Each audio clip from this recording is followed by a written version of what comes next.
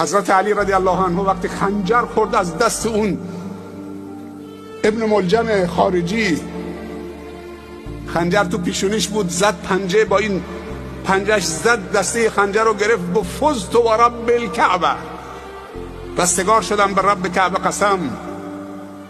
چون پیامبر صلی الله علیه و سلم بهش بشارت داده بود تو شهید میشی با ضربه ای که تو پیشانیت بخوره، خون فواره بزنه کل ریش و سینه در بر بگیره، و گفت این ضربه شهادته.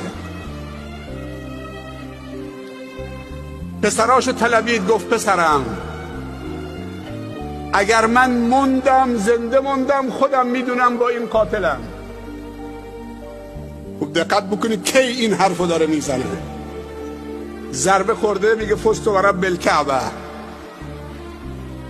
میگه پسرم اگر من زنده موندم خودم میدونم، گذشت میکنم، عفو میکنم، میبخشم یا قصاص میگیرم. اما وای بر شما اگر من این ضربه خلاص بود و شهادت بود.